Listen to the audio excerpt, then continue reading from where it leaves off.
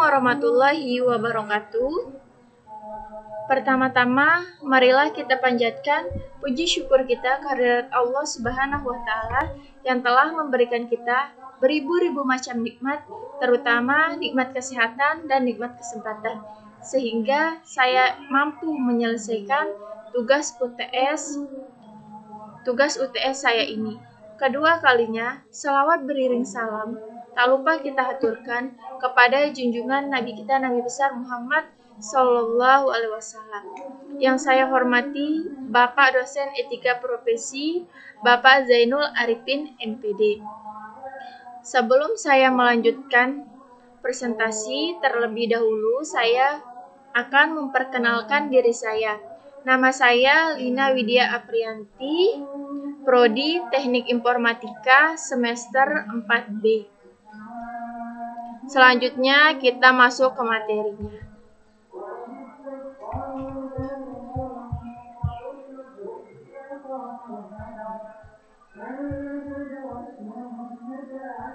Dalam lingkup teknologi informatika atau TI, kode etik profesi memuat kajian ilmiah mengenai prinsip atau norma-norma dalam kaitan dengan hubungan antara profesional atau developer TI dengan klien, antara para profesional sendiri, antara organisasi profesi, serta organisasi profesi dengan pemerintah.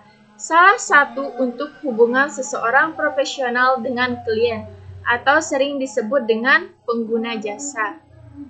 Misalnya dalam pembuatan sebuah aplikasi, seorang profesional tidak dapat membuat program semaunya.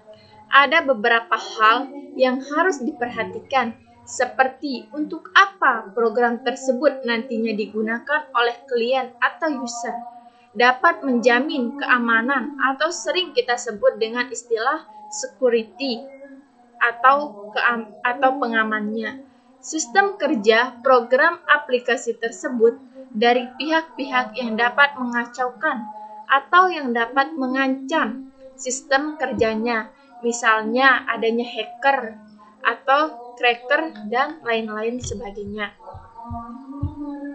Selanjutnya, saya akan membahas tentang etika profesi itu apa. Di sini, apa itu etika profesi? Etika profesi adalah sikap hidup berupa keadilan untuk memberikan pelayanan profesional terhadap masyarakat dengan ketertiban penuh dan keahlian sebagai pelayanan dalam rangka melaksanakan tugas berupa kewajiban terhadap masyarakatnya sendiri. Selanjutnya, saya akan membahas tentang etika profesi IT. Etika profesi IT ini sangat penting. Ada 6 poin. Yang pertama yaitu bertanggung jawab dalam mengambil keputusan yang harus konsisten dengan keselamatan, kesehatan, dan kesejahteraan masyarakat. Yang kedua yaitu menghindari terjadinya konflik kepentingan dan meluruskan mereka yang telah terpengaruh oleh konflik tersebut. Yang ketiga yaitu adanya jujur dan realistis menurut data yang tersedia. Di sini kita harus memberikan data yang valid atau yang sebenarnya terhadap seseorang. Yang keempat yaitu memperlakukan dengan adil semua orang tanpa membedakannya. Di poin keempat ini, kita tidak boleh membedakan satu sama lain. Jadinya, semua orang kita layani dengan sama, tidak boleh membedakan atau menganaktirikan. Yang kelima yaitu menghindari sikap yang merugikan pihak lain.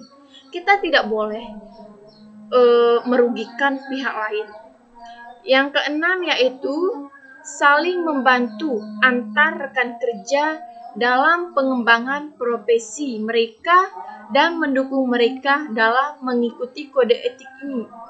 Di sini di poin ke-6 ini, kita harus membimbing atau mengajak mereka untuk mengikuti kode etik yang baik.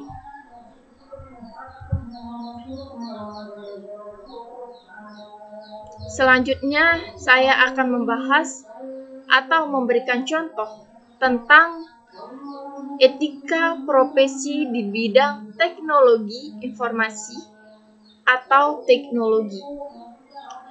Yaitu misalnya contoh yang sering kita dengar atau bahkan yang sering kita lakukan atau tempat kita berbelanja, yaitu dengan penjualan online. Transaksi di pasar online harus mempunyai peraturan yang harus ditaati pemakainya dalam dunia maya. Semua user atau pemakainya yang menjalankan bisnis dan memakai fasilitas IT dengan penuh tanggung jawab atas apa yang dilakukannya dalam dunia IT. Dengan demikian, kita dapat menikmati kecanggihan dunia IT dengan aman tanpa adanya hacker. Jika suatu perusahaan penjualan online tidak memenuhi etika profesi, maka akan ada banyak masalah yang akan datang, yang akan terjadi dan dapat merugikan baik bagi penjual ataupun pelanggan. Misalnya seperti contoh penipuan penjualan, di mana informasi yang diberikan tidak sesuai dengan kondisi barang yang dijual. Misalnya seperti kita lihat di HP ataupun di brosur, di majalah, gambarnya bagus, kayaknya bagus, ditulis di sana tebal, tapi aslinya pas dia datang itu kayaknya itu tipis, jelek, nggak sesuai dengan apa yang kita pesan. Itu yang dimaksud dengan tidak sesuai dengan kondisi barang yang dijual. Penipuan dalam transaksi seperti pelanggaran sudah membayarkan sejumlah harga yang diberikan penjual, namun pihak penjual tidak mengirim barang yang merupakan hak dari pembeli.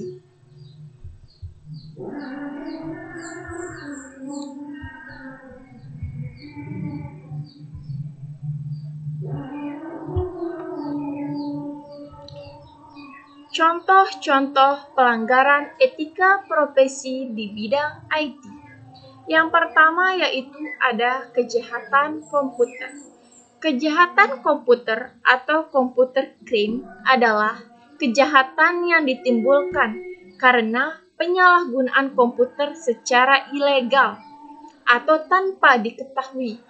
Kejahatan komputer terus berkembang seiring dengan kemajuan teknologi sekarang ini yang semakin pesat. Beberapa jenis kejahatan komputer meliputi denial of service atau melumpuhkan layanan sebuah sistem komputer, penyebaran, spam, carding, atau pencurian melalui internet, dan masih banyak contoh yang lainnya lagi. Yang kedua yaitu ada e-konversi. Perkembangannya menggunakan internet di dunia berpengaruh terhadap kondisi ekonomi dan perdagangan negara. Melalui internet, transaksi perdagangan dapat dilakukan dengan cepat dan efisien.